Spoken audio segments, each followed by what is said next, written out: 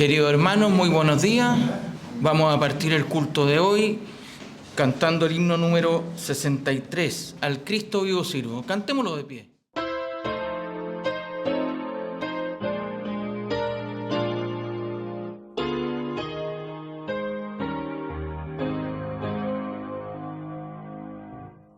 Al Cristo vivo sirvo y en Él el mundo está.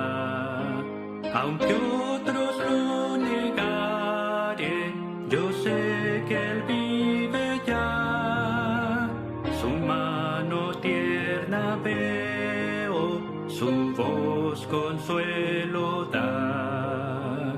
Y cuando yo le llamo, muy cerca está. Él vive, hoy vive el Salvador. Conmigo está y me guardará, mi amante Redentor. Él vive, me imparte salvación.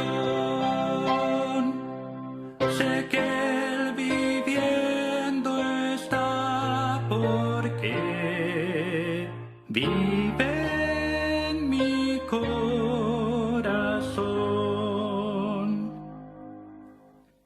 En todo el mundo entero contemplo yo su amor, y al sentirme triste, consuélame el Señor. Seguro estoy que Cristo mi vida guiando está, y que otra vez al mundo regresará. Él vive, hoy vive el Salvador. Conmigo está y me guardará, mi amante Redentor. Él vive, me imparte salvación. Sé que Él viviendo está porque vive en mi corazón. Regocijad, cristianos, hoy himnos entonad, eternas aleluyas a Cristo el Rey cantar. Ayuda y esperanza es del mundo pecador. No hay otro tan amante como el Señor. Él vive, hoy vive el Salvador. Conmigo está y me guardará, mi amante Redentor. Él vive, me imparte salvación. Sé que Él viviendo está porque vive en mi corazón.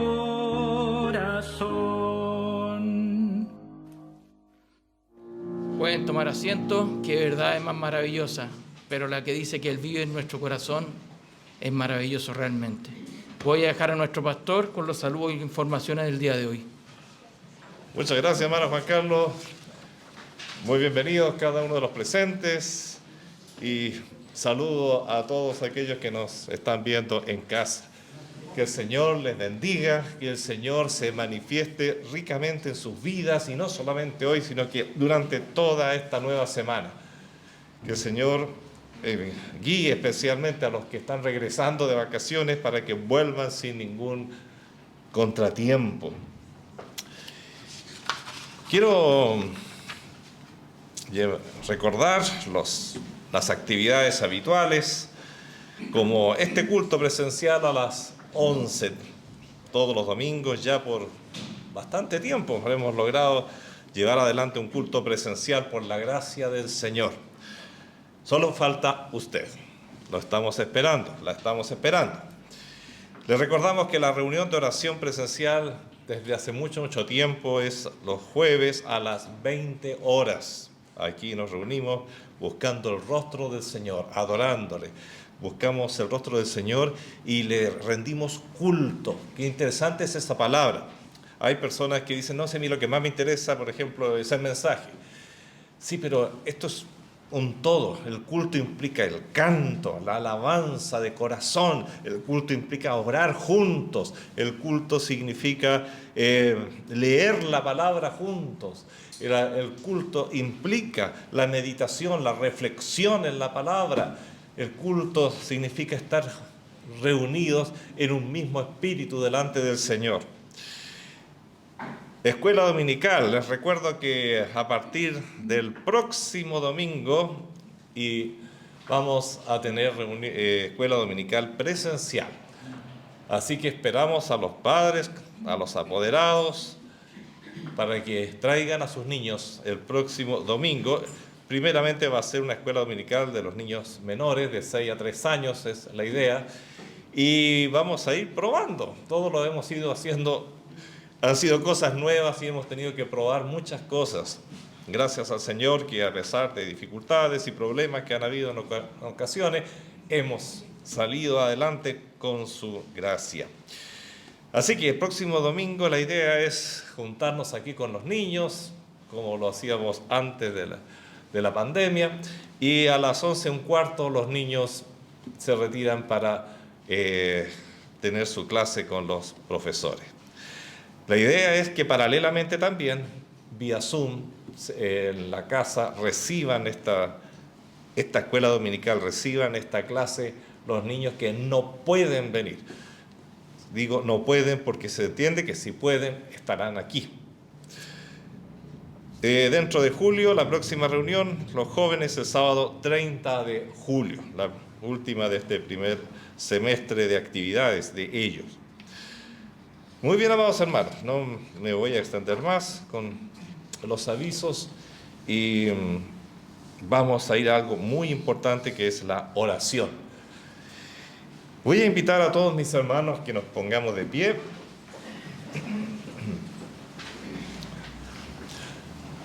Queridísimo Padre Celestial, santificado sea tu nombre, Señor. Sea hecha tu voluntad, como en el cielo, así también en la tierra. Padre Celestial, te damos gracias por lo que nos das, por esa paz sobrenatural que va más allá de la lógica humana, Señor, que sobrepasa todo entendimiento y que está basada, Señor, en esa paz que el Señor Jesucristo hizo entre nosotros y tú, Padre Celestial. Te damos gracias, Señor, por todo lo que nos has dado durante la semana, porque en nuestro corazón hay esperanzas. Vivimos en un mundo desesperanzado, pero tú, Señor, colocas en nuestro corazón esperanza porque hemos creído en ti. Padre Celestial, te rogamos por nuestros hermanos que vienen o que están prontos a viajar, Señor. Sabemos que las carreteras son peligrosas. Te pedimos que aquellos que han salido puedan volver, Señor, en paz y podamos reunirnos felizmente con ellos en poco tiempo. Padre Celestial, encarecidamente te dejamos en tus manos, Señor, y te rogamos que bendigas esta escuela dominical, Señor, de la que venimos hablando hace tanto tiempo y que ahora ya estamos en la cuenta regresiva final. Padre Celestial, por favor, bendice, Señor. Bendice a los profesores, bendice a los niños, bendice a todos los que están, Señor, este equipo que está detrás trabajando, Señor. Señor, quita los escollos, por favor, saca las barreras, Señor, y que pueda ser una escuela dominical rica y que ayude, Señor, a un retorno normal de más hermanos a estos cultos, Padre Celestial. Señor, te pido por todos estos hermanos que aún están sufriendo los embates de esta pandemia, Señor, que vino para quedarse por tanto tiempo, Señor.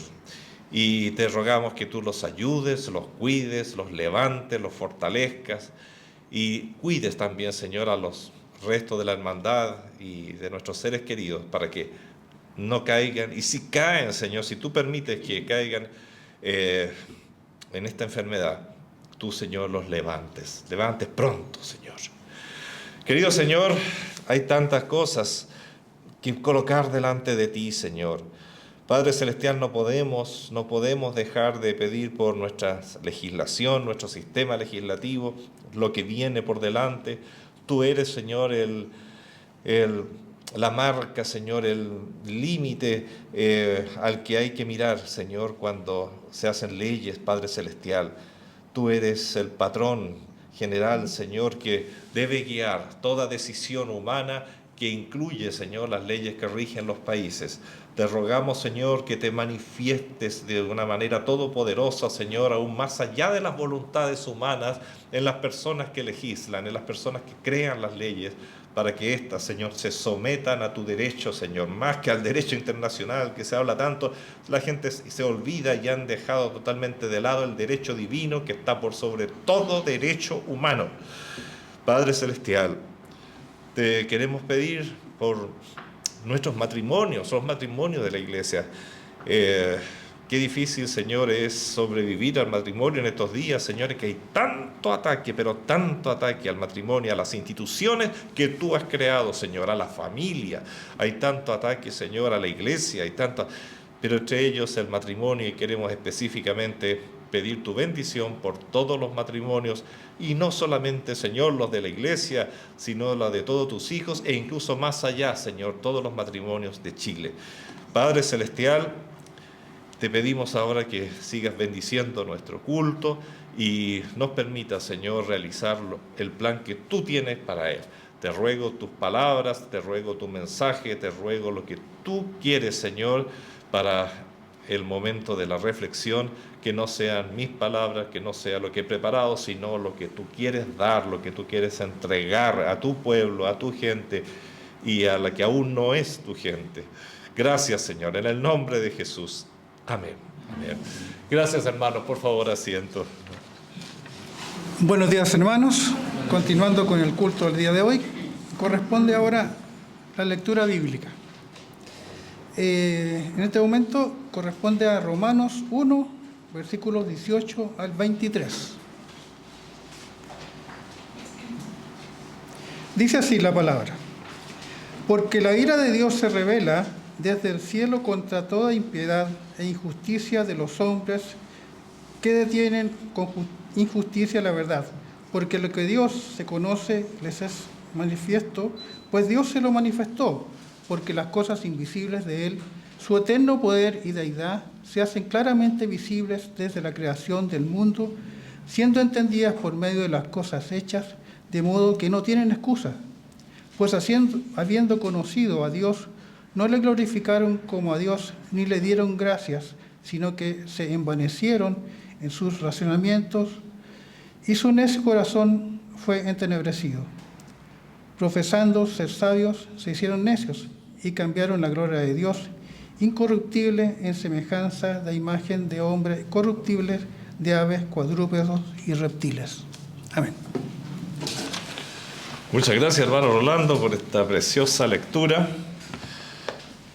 Es una lectura que se ha hecho muchas veces desde este púlpito, porque encierra multitud de mensajes.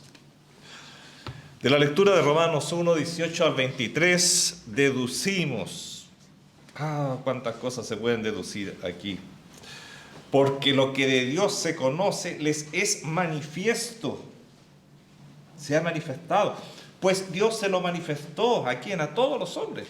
Porque las cosas invisibles de Él, su eterno poder y deidad, se hacen claramente visibles desde la creación del mundo, siendo entendidas por medio de las cosas hechas, de modo que no tienen excusas. Deducimos de lo que dice aquí que no existe un ser humano en esta tierra que no tenga conocimiento de Dios. Pues Dios mismo se ha manifestado, dice aquí claramente, por medio de su creación, por medio de la creación, dándose así a conocer a los hombres. Dios se ha revelado en la creación, se ha manifestado a través de lo creado de muchísimas maneras. Allí tenemos los cielos, que como dice el salmista, cuentan la gloria de Dios. Vemos los dedos de Dios en la luna, en el sol, en las estrellas, en el cosmos, en las galaxias, en las cosas nuevas que se descubren. No achican ni aminoran nuestra fe, sino que agrandan nuestra fe y vemos la grandeza inmensa de Dios. Por eso dice, su eterno poder, su deidad, se hacen claramente visibles desde la creación. Es interesante, el libro de la creación, como se ha llamado, la creación. Allí está la tierra, sus ciclos, los ciclos del agua, los ciclos de las mareas, los ciclos de las corrientes marinas, son maravillas impresionantes, los ciclos del aire y todo lo que significa los ciclos de la tierra. Se ven las estructuras biológicas. ¿Cómo no ver a Dios en la complejísima, interesantísima estructura animal, en la estructura vegetal, en la estructura de los seres unicelulares, aún en el más pequeño de todos? Allí hay un orden, hay una armonía maravillosa que nos habla de su eterno poder, de su deidad, desde siempre. Lo vemos, ¿para qué decir?, en la estructura humana. No solamente la parte biológica del ser humano, sino todo lo que es su psique, su mente, su alma. Allí está la presencia de Dios hablándonos de alguna manera. Dios se ha revelado en la creación, dice el libro de Romanos, por lo tanto el hombre no tiene excusa para decir, no, yo no conozco a Dios. Pero se ha revelado con muchísimo mayor detalle, y es indispensable, a través de la revelación escrita. Está en el libro de la creación, pero en el libro que conocemos como la Biblia, encontramos con detalle todo lo que necesitamos saber, además sobre nuestra condición, porque la naturaleza nos puede mostrar muchas cosas de Dios, pero es este libro el que nos revela, el que nos relata, el que nos detalla el por qué hay problemas, por qué hay muerte, por qué hay miedo, las esperanzas que hay para el hombre. Es este libro que nos habla de una salvación venida del cielo. Aquí tenemos la revelación escrita. Y las Sagradas Escrituras nos dicen, entre otras cosas, y sabemos por las Sagradas Escrituras, pero no por el libro de la creación, porque es limitado el libro de la creación, pero las Escrituras siguen explicándonos y nos dicen que todos los hombres estamos perdidos, pero además sabemos por las Escrituras lo que dice 1 Timoteo 2:4. Sabemos que Dios quiere que todos los hombres sean salvos y vengan al conocimiento de la verdad. Ese es el deseo, el anhelo del corazón de Dios, que todos los hombres sean salvos. ¿Quiere Dios que mi vecino sea salvo? Claro que quiere que sea salvo. De ahí la obra evangelística, de ahí las obras de misiones, de ahí este principio tremendo. Pero para que ocurra esto, es necesario que la imagen de Dios sea la que se nos ha revelado. Para que ocurra la salvación, es imprescindible utilizar el conocimiento bíblico tal como la Biblia lo dice, tal como Dios lo dejó aquí establecido y revelado para siempre. Lamentablemente, infinidad de seres humanos complican las cosas para sí mismos, cayendo realmente en una doble condenación. ¿Por qué? Por manipular y por deformar la información que Dios en su maravillosa gracia nos ha dado sobre Él y su voluntad para el ser humano. De ahí que el título de nuestra meditación, de la reflexión, es el Dios revelado y el Dios creado. La Biblia nos revela a un Dios maravilloso y cómo ese Dios se acerca al hombre y cómo ese Dios quiere salvar al hombre y puede salvarlo hoy día mismo.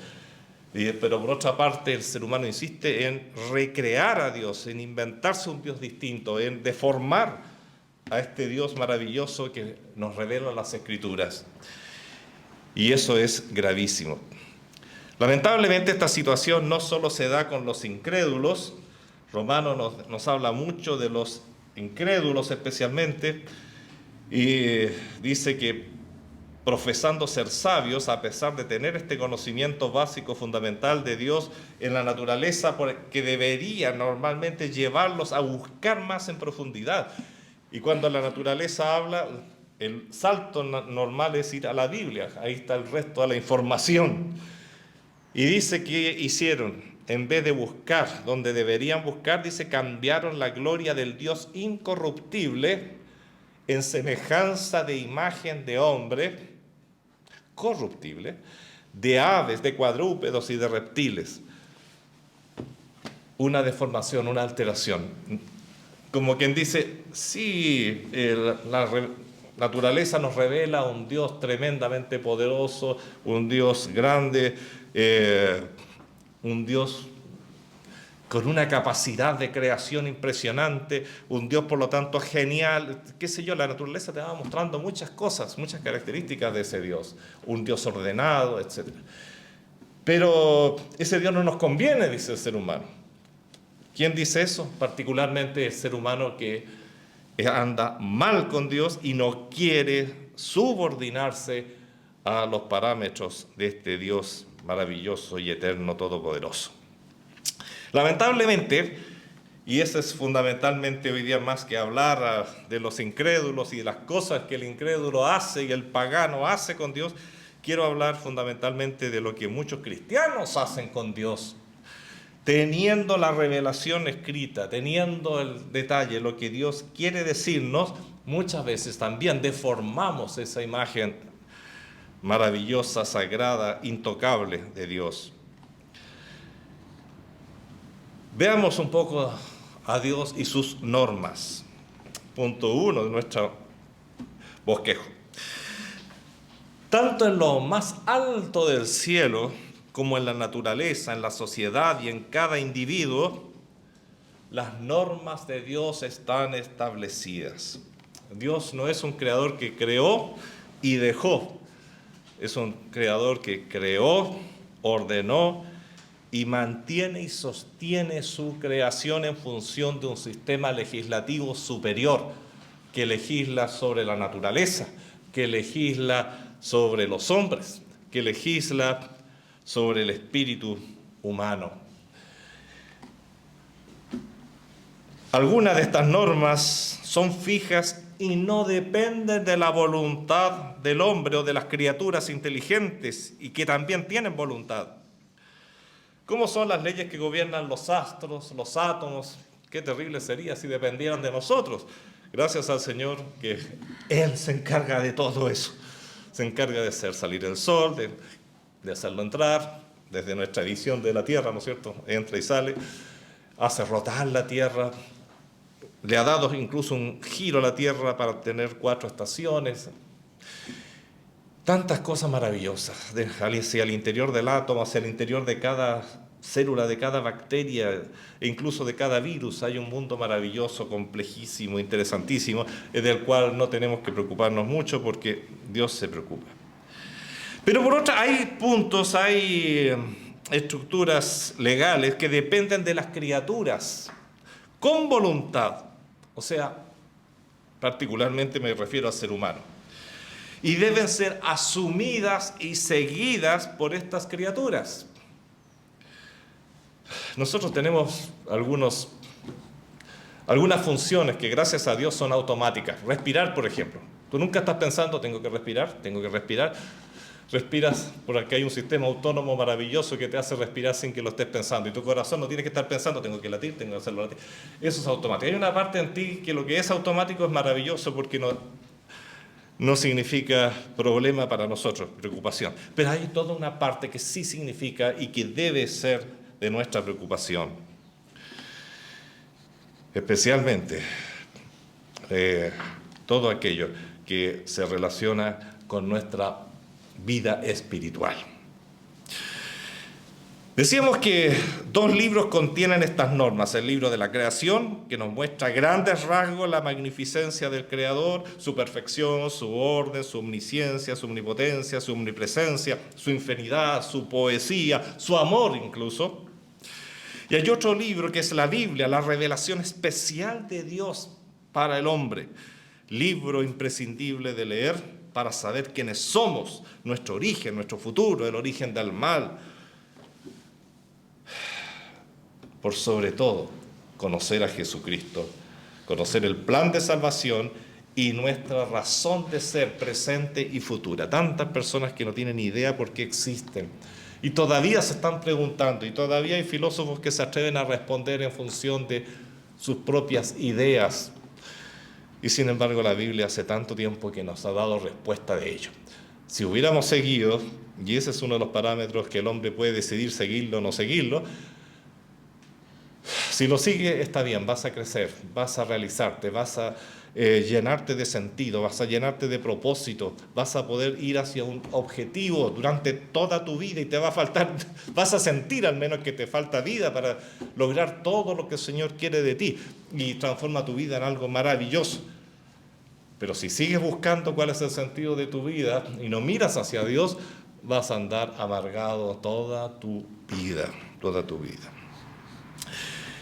Entre las normas que enseña principalmente la Biblia se encuentran las bases para todo código de derecho civil y penal.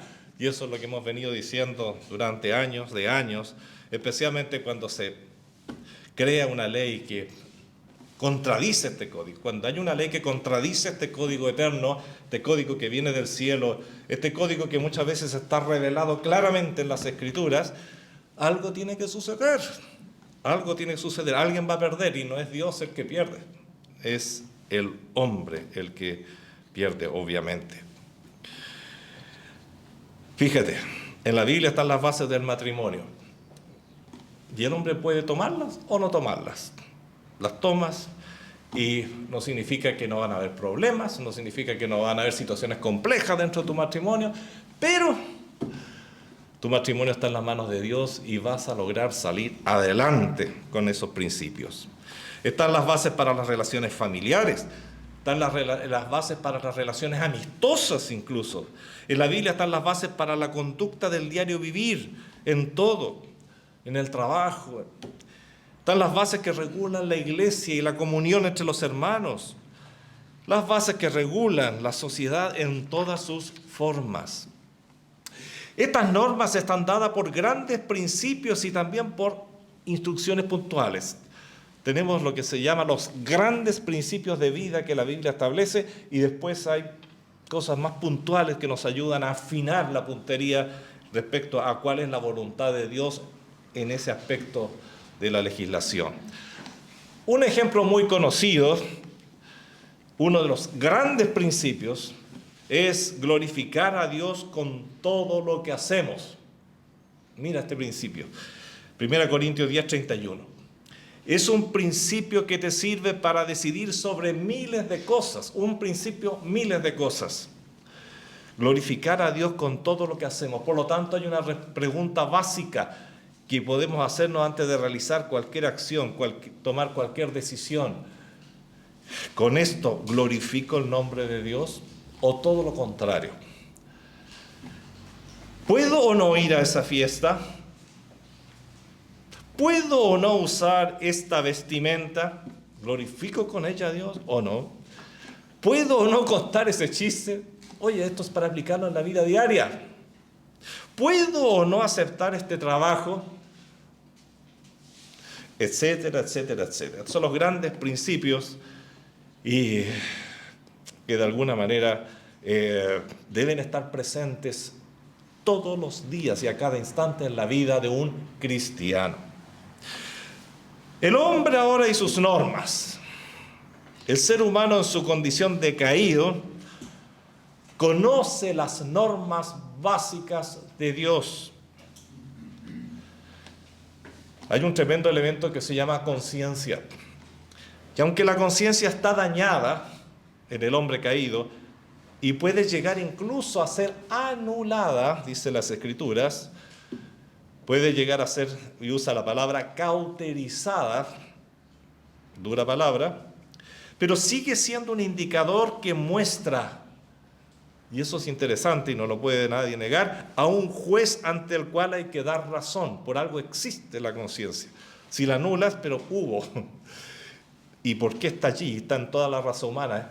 Porque el hombre siente que tiene que responder ante alguien o algo, y hay un código eterno que tiene que seguir. Ahora, la naturaleza caída del hombre le impide seguir esas normas altas que le pide su conciencia. Y luego, fruto de la soberbia, desafía esas normas incluso que el Señor le coloca, y termina haciendo incluso lo contrario. Dice Pablo en Romanos que estas personas, conociendo a Dios, ¿no es cierto?, lo leíamos hace poquito, realizaron 3 acciones contra Dios. Voy a releer la porción, Romanos 1:21. Pues habiendo conocido a Dios, y se refiere a todo el mundo, incluso al que nunca ha escuchado la palabra de Dios, porque lo ha visto en la naturaleza de alguna manera, no le glorificaron como a Dios. Y esto acusa mucho más a las personas que tenemos la Biblia, porque le hemos conocido de una manera muy íntima. Y dice, habiendo conocido a Dios, no le glorificaron como a Dios ni le dieron gracias, sino que se envanecieron en sus razonamientos. Romanos 1:21. Fíjate, no le glorificaron a pesar de conocerlo, no le dieron gracias a pesar de saber de este sistema judicial mundial, digamos, que traspasa los tiempos y traspasa las culturas, y sobrepusieron sus propios razonamientos sobre los de Dios. Y ahí está nuevamente la idea del título, el Dios revelado y el Dios creado. Sobrepusieron sus propios razonamientos sobre los de Dios, creando en buenas cuentas su propio Dios, o tratando de negarlo incluso. No le dieron gracias. Fíjate que este versículo lo leemos rápido y siempre lo aplicamos hacia afuera de la iglesia. Lo aplicamos al mundo inconverso, al mundo pagano. Pero qué importante es chequearse. Como se ha dicho infinidad de veces, la Biblia es como un espejo. Y aquí a lo mejor me puedo estar reflejando un poquito. ¿Le he glorificado? Hay que transformar las cosas en preguntas. Dice que no le glorificaron, habiéndolo conocido. Bueno, yo lo conozco más que muchos porque tengo la Biblia y la he leído varias veces. ¿Y glorifico a ese Dios? ¿Le doy gracias constantemente? El Señor se queja que las personas no le dan gracias. Y eso es un pecado. Sí, tú puedes no darme las gracias a mí por algún favor concedido o dado, hecho, un préstamo, etc. Y bueno, pero no dar las gracias a Dios es un pecado. Y cuidado, y esta es la última parte que es muy aplicable también a nosotros. Hemos sobrepuesto nuestros propios razonamientos por sobre los de Dios. Vimos como ejemplo que dar la gloria a Dios es parte de nuestra esencia, debe serlo, es parte de la razón de ser de la creación, no solamente del ser humano. La creación fue hecha para glorificar a Dios. No dar esa gloria es rebelión, ¿sabes tú? Yo rebelde. Pastor, ¿me está ofendiendo? Sí. ¿Cuándo y cómo a través de tu vida y con tu vida das la gloria a Dios? No se trata de llenarse la boca y decir gloria a Dios, gloria a Dios, gloria a Dios. Eso es un estribillo, eso es una cosa mecánica, automática, que finalmente no glorifica a nadie. La gloria a Dios se da con todo lo que somos, lo que hacemos, con mis pensamientos, con mis deseos, con el procurar cambiar para agradar a Dios con todo lo que soy. Hoy vemos una sociedad que no agradece. Esto no es solo asunto enseñado o cultural. Cuidado, nuestra sociedad como nunca antes, y cuando uno ha vivido varios añitos en esta vida, se da cuenta cómo se van perdiendo las cosas o se van ganando otras no muy buenas. Y una de las cosas y una de las características que yo veo en nuestra sociedad es que nuestra sociedad no sabe agradecer. Qué difícil. Antiguamente se le enseñaba al niño, era parte de la educación que nosotros recibimos y que hemos dado a nuestros hijos. Cuando a alguien pasa algo, un niño, ¿y qué se dice? Gracias. Se enseña a dar las gracias. Porque si tú no enseñas a dar la gracia a los hombres, menos vas a dar las gracias a Dios. Vas a dar por hecho que todo te corresponde.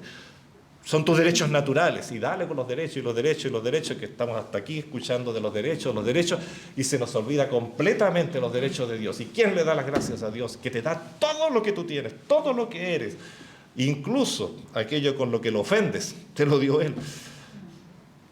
Gracias, qué importante es la palabra gracias. El no dar gracias es el resultado nefasto del espíritu de este siglo, producido por la rebelión masiva del ser humano, guiado, aunque no lo crea y aunque lo niegue, por el Satanás mismo. Como sociedad estamos muy mal. Desde hace ya muchos decenios, la razón se ha transformado en un Dios. La razón es buena. El razonamiento y el raciocinio es fundamental. Dios quiere y habla mucho que busquemos la inteligencia, no solo la sabiduría, sino también la inteligencia. Pero si la transformas en tu Dios, vas a encontrar rapidito que tiene muchas debilidades. La razón se puede envanecer, se puede alimentar con ideas falsas, con ideas incluso malas, con mentiras. Por ello, la razón debe estar sometida a Dios. Es buena, fantástica, es maravillosa, pero debe estar sometida a Dios. Ahora, como producto de lo anterior, llegamos al punto 3 de nuestro bosquejo. El hombre crea nuevos dioses que le satisfagan. Y ahí empezamos y seguimos dando razón de la razón del título. El Dios revelado y el Dios creado. El hombre comienza a crearse dioses. Bueno, y están primeramente los dioses paganos, fabricados con formas de animales, como dice aquí, cuadrúpedos, y muchos de ellos también con formas humanas. Desde los griegos, ¿no es cierto?, tenemos tantas representaciones humanas de dioses, que Afrodita, que Zeus, que todos tienen formas humanas. Y después, en nuestro medio, tenemos sistemas religiosos que también tienen a hombres ante los cuales se arrodillan y en el fondo son dioses.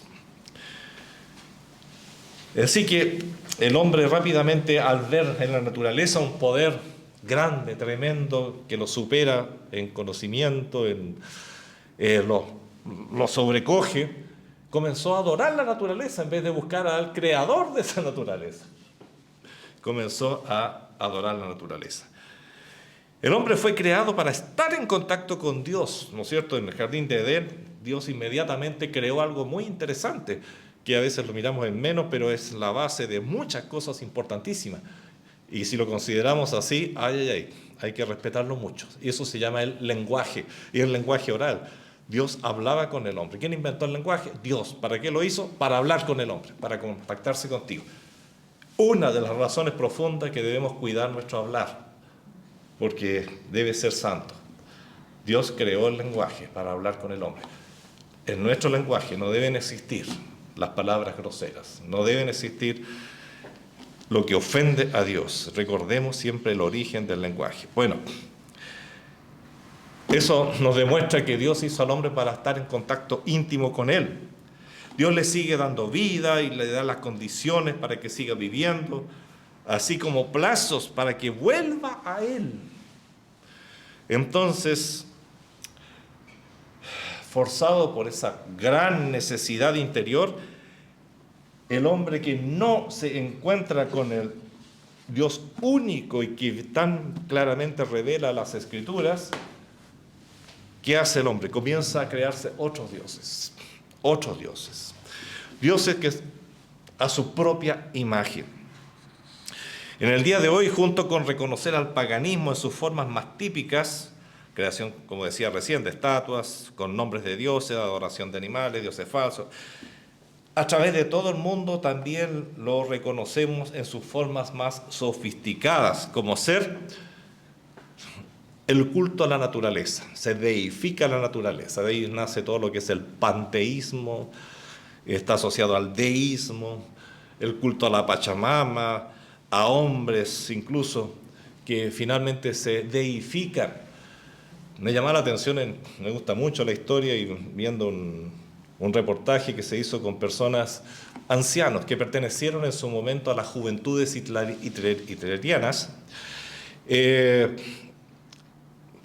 personas bastante ancianas, y era interesante lo que decían.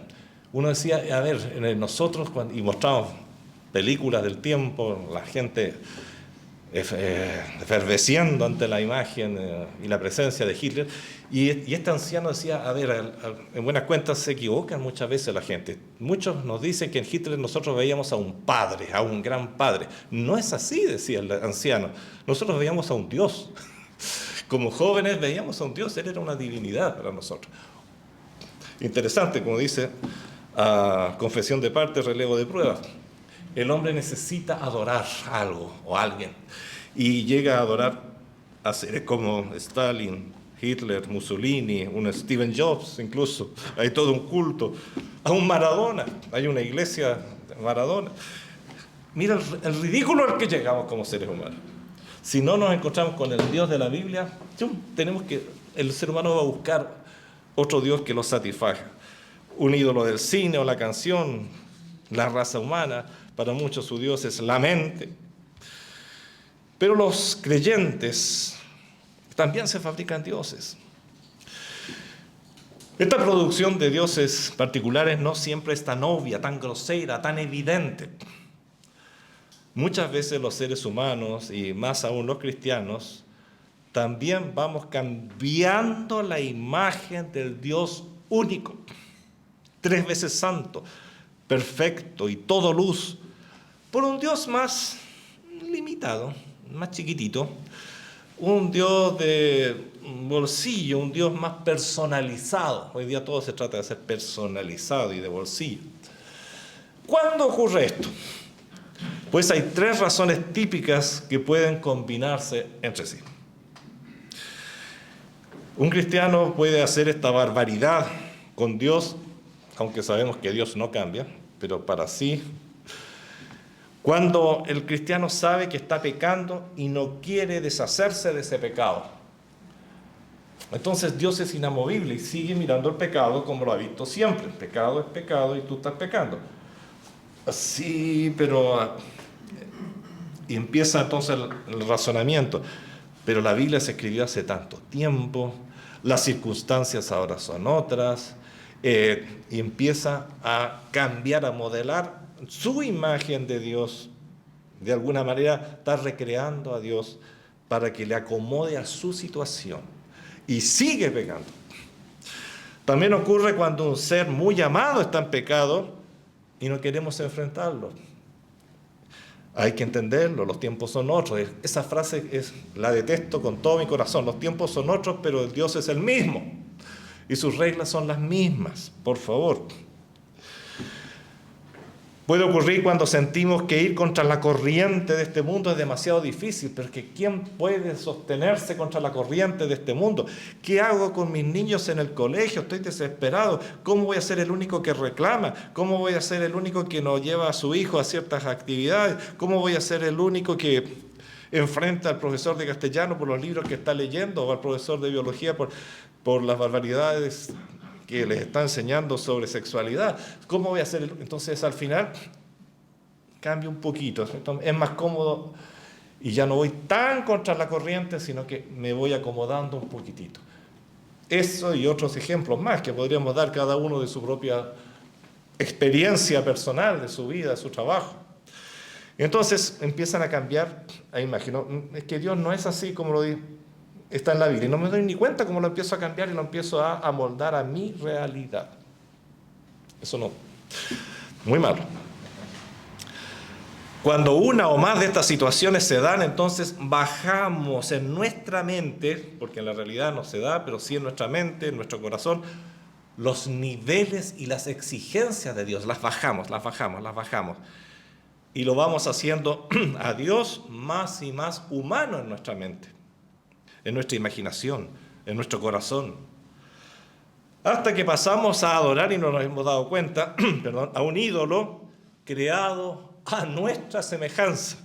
Y ahí estamos otra vez con el título, los dioses que creamos. Nosotros mismos como cristianos muchas veces empezamos a recrear a Dios.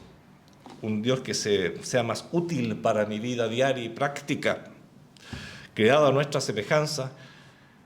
Pues el verdadero Dios termina tan desfigurado dentro de nosotros que podemos decir hace rato que ya no es el Dios de la Biblia. Hay personas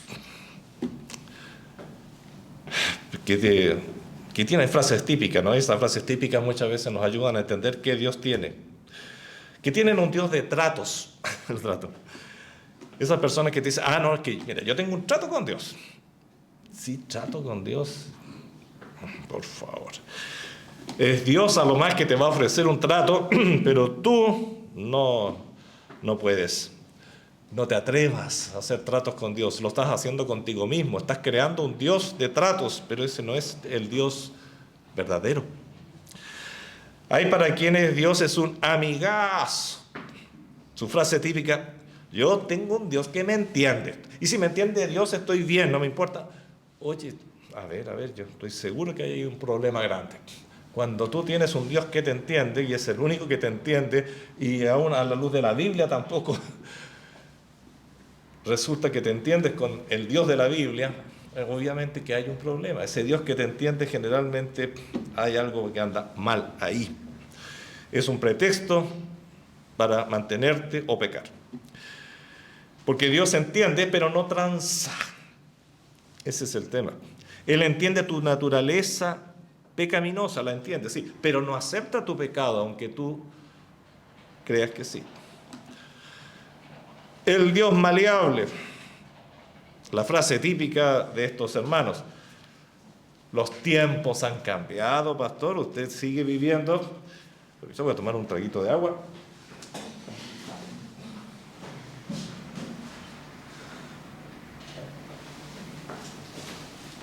Gracias. Los tiempos han cambiado y usted sigue en la misma. Así no se le va a llenar nunca la iglesia. Lo siento. El Señor llegó a estar solo en algún momento con los que fueron sus apóstoles. Incluso a ellos les dijo, ¿y ustedes también quieren irse? Pero yo no voy a cambiar. Jesús podría haber cambiado. No cambió. Frases como Dios no puede ser así. Los tiempos cambian. ¿En qué siglo estás viviendo? Qué extraño es tu Dios. Oye, yo soy tan cristiano como tú. Voy a la iglesia toda la semana, pero tu Dios es un amargado. El mío no me sanciona nada. Frases así son escuchadas constantemente por los cristianos que queremos vivir y honrar a Dios de todo corazón.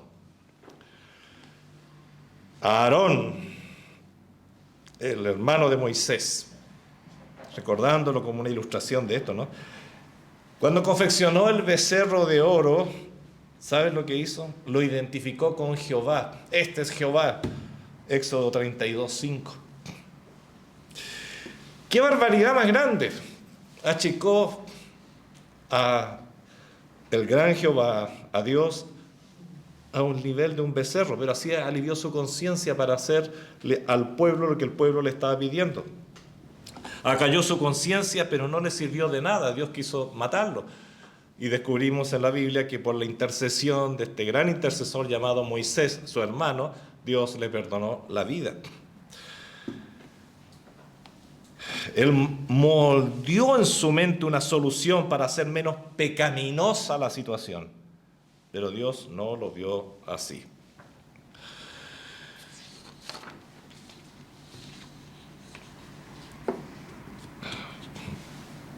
Muchos ejemplos tenemos en las Escrituras. David puso sus ojos sobre la mujer que se lavaba allí en la fuente. Pensó que los ojos del Señor ahora estaban en otro lugar, estaban con los ejércitos, estaban con sus generales. De alguna manera, porque uno se pregunta, pero ¿cómo David pudo caer? Bueno, en ese momento moldeó a Dios. No pensó que los ojos de Dios están en todo lugar, escudriñando cada fracción de la tierra y aún del corazón. Marta, la hermana de Lázaro, pensó que la resurrección del difunto era asunto muy complicado para el Señor Jesús. Juan 11:39. Jesús era grande, sí, pero no tan grande como para resucitar a su hermano. Distorsionaron la imagen de nuestro Señor Jesús. Ahí en Jesús estaba Dios en forma plena, completa, con la capacidad de crear y aún resucitar a un muerto putrefacto. ¿Cómo achicamos a Dios? No hay muchos ejemplos. Los discípulos pensaron que la resurrección, uno de los temas que más trató nuestro Señor Jesucristo con sus discípulos durante todo su estar con ellos antes de la cruz. Sin embargo, pensaron ellos, o no pensaron, y si pensaron que hablaba metafóricamente. Era una idea interesante, pero no realista, no esperable. También achicaron a Jesucristo, achicaron a Dios, lo cambiaron a su imagen. Por eso después estaban impresionados cuando lo vieron vivo.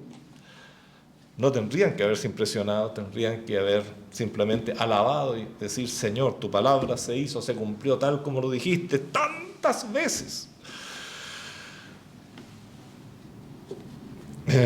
Eso es achicar a Dios en nuestra mente. Esto puede llegar finalmente a distorsionar tanto a la imagen del Señor que finalmente esta se pierde totalmente, al punto de transformarse en imágenes de talla y fundición, como muchos tienen. Apliquemos lo meditado a la persona de Cristo.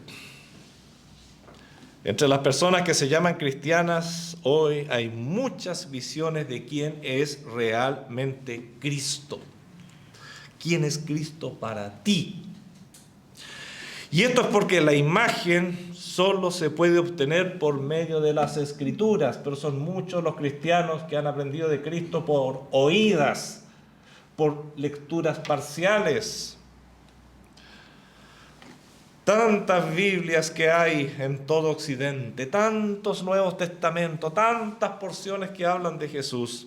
Sin embargo, la gran mayoría, me atrevo a decir, solo conoce a Jesús por lo que otros le han dicho de él, a lo más por lo que aprendió en la escuela dominical. Y esto mantiene la más grande ignorancia a muchos en cuyas casas hay más de una Biblia. Si la cantidad de Biblias que hay en tu casa no significa que las conozca o que conozca su contenido. Entonces tenemos que preguntarnos aquí, relacionado con este mismo tema, ¿cómo es el Jesús que yo conozco? ¿Es el Jesús bíblico o es un Jesús que era el Jesús que mis padres tenían y quizás no era un Jesús muy completo? No era un Jesús con relación a la Biblia, sino que más bien a la tradición o al pensamiento de una iglesia. Cuidado. ¿Quién es el Jesús que yo conozco? ¿Solo un gran profeta judío? ¿Solo un gran hombre que dio su vida ejemplarmente, pero no era Dios?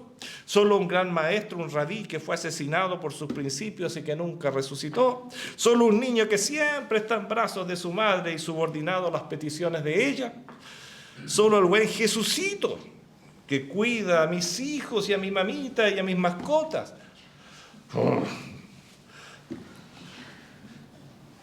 Quizás sea mejor preguntar lo siguiente: ¿ese Jesús que usted tiene en mente y corazón puede salvarle? ¿Sirve de puente para que Dios le oiga?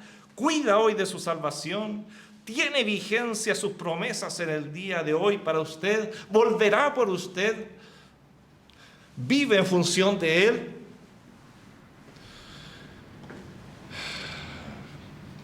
¿Es en verdad el Jesús de Nazaret que presentan los 4 evangelios?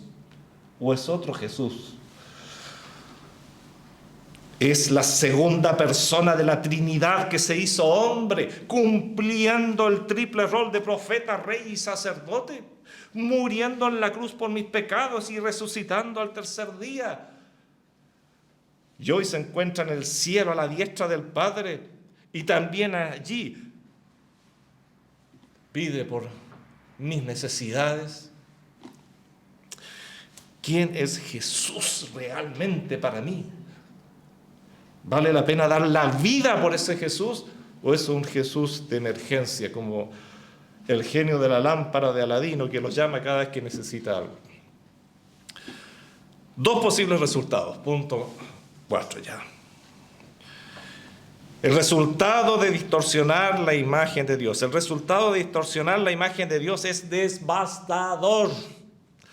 Pues Dios mismo, al ver que su criatura no solo no mira a Él, sino que le desafía, le envía un primer juicio en vida.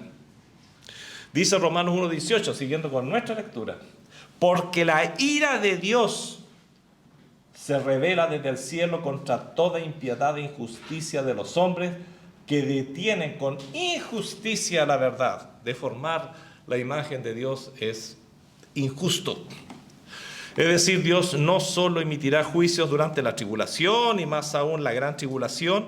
La ira del Señor no es un asunto solo del futuro, no solo del futuro. No solo se emitirá sentencia durante el juicio del gran trono blanco, como muchos piensan, o en el juicio de las naciones. Además del castigo eterno en el infierno, Dios también puede, y de hecho castiga en vida, como lo hizo con Faraón en Egipto, con Ananías y Zafira. Bueno, tenemos muchos ejemplos. Muchos de los hombres que hoy desafían a Dios en forma pública y grosera, es más que posible que estén mostrando ya el juicio de Dios en vida contra los que le desafían conscientemente. Es como si Dios dijera: me desafías, como le dijo al faraón, me desafías, ya, ahora tu corazón no va a poder cambiar. Es como si ya hubieras muerto y estás en el infierno. Ya no hay cambio posible. Te adelanto el infierno en vida. Sigue desafiándome nomás, sigue condenándote. Ahora ya no vas a poder arrepentirte siquiera. Eso se llama un juicio en vida, teológicamente. Es algo que vemos en algunas partes en la Biblia y es terrible. Distorsionar la imagen de Dios, ya sea por parte de un creyente o un no creyente, es muy grave. Parece algo menor, ¿no? Pero se está criticando a Dios, se le está acusando de injusto y no se le cree. No, Dios no puede ser así. Dios tiene que aceptar mi condición. No, pastor, no se meta conmigo porque yo tengo mi hijo. A ver, y Dios dice: ¿te das cuenta lo que estás diciendo? Estás diciendo que yo estoy cediendo ante tus pecados. Entonces, cuidado, lo que significa eso es grave. Se está criticando a Dios. Dios no puede ser así. Tiene que ser como yo soy.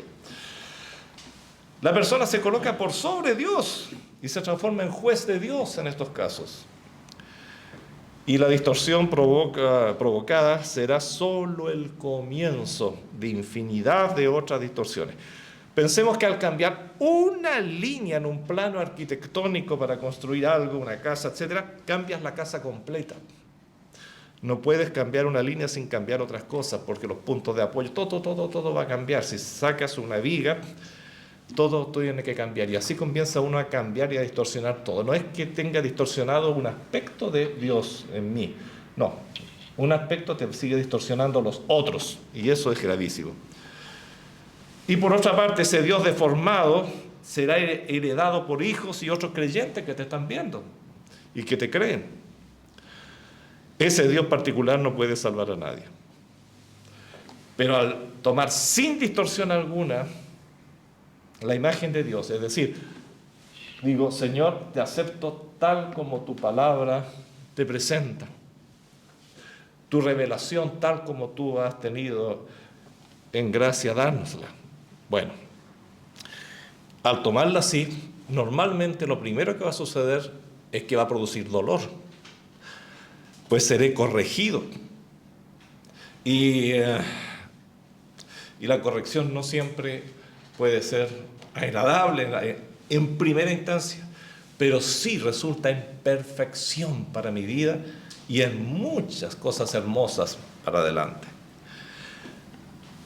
Segundo, se heredará la imagen correcta a hijos y nuevos creyentes. Seré ejemplo para otros de lo que realmente el Señor quiere de sus hijos. Y lo que decíamos delante, el nombre de Dios será glorificado. De lo contrario, no. Concluyamos, terminamos nuestro mensaje. Está establecido lo que Dios quiere y exige. No obstante, hay multitudes que se rebelan contra estas normas eternas, negándose a someterse a ellas. Esto es un acto de locura y cambian a Dios en sus torpes corazones, recreándolo para sí mismo, aunque no lo aceptarían nunca, nunca. Y siempre te van a decir, no, es que usted no entiende, es que usted no entiende.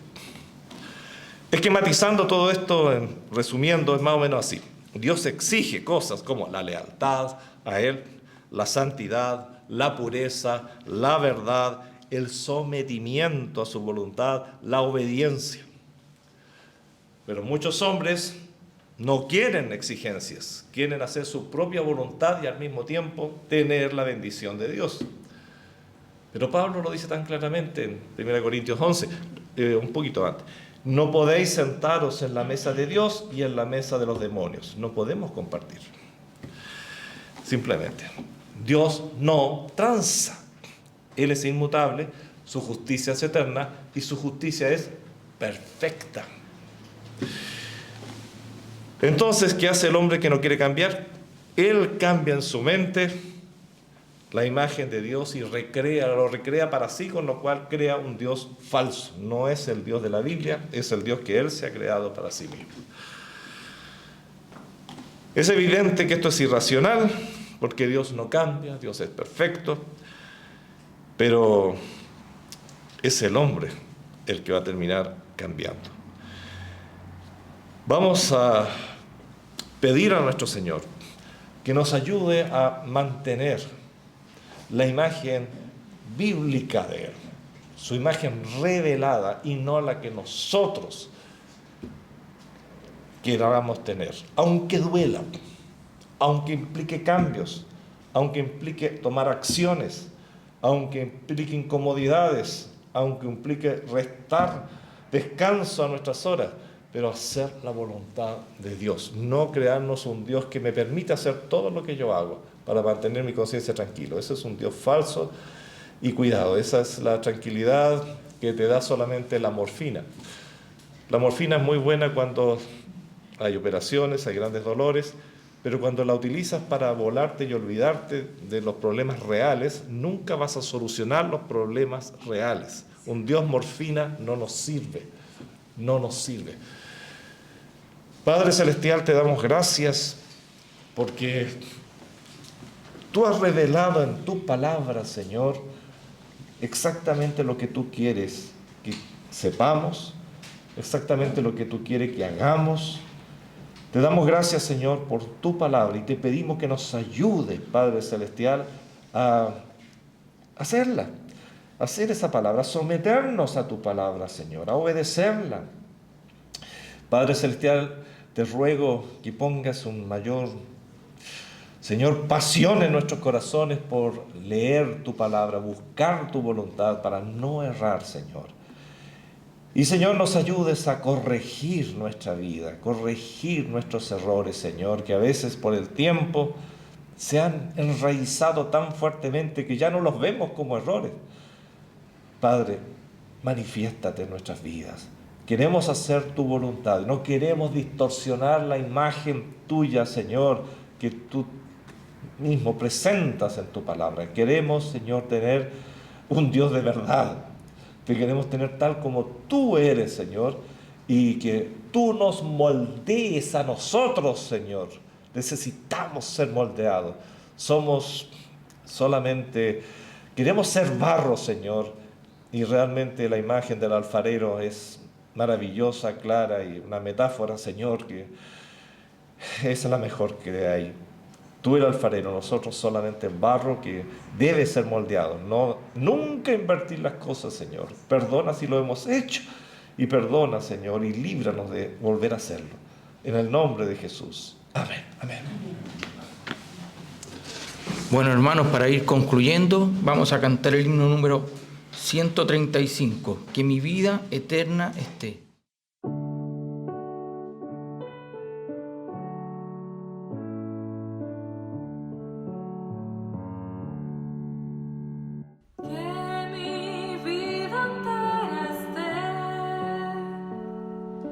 Consagrada a ti, Señor.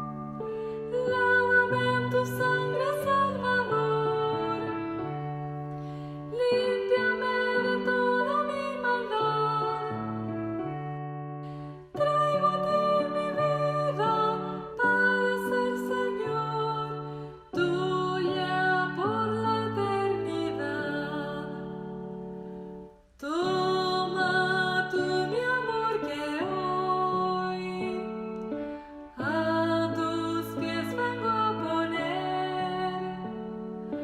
Toma todo lo que soy, todo tuyo quiero ser. Lávame en tu sangre, Salvador, límpiame de toda mi maldad. Traigo a ti mi vida para ser, Señor, tuya por la eternidad.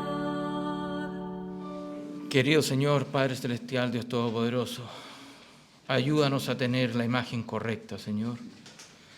Guíanos, Señor, si salimos del camino, Señor, ayúdanos a volver, Señor, y a tener tu imagen correcta, Señor. Padre Celestial, hay unos que todavía no tienen la imagen correcta suya, Señor. Guíenos, Señor, para llegar hasta esas personas, Señor, y poder darles la imagen correcta, que hay un Dios Salvador a través de su Hijo, el Señor Jesucristo, y que entre a su corazón. Gracias, Señor, por todo lo que haces por nosotros. Gracias, Señor, te damos por respirar, por caminar, por vivir, por ver, Señor. Ayúdanos, Señor, y gracias te damos por todo en el nombre de Cristo Jesús. Amén.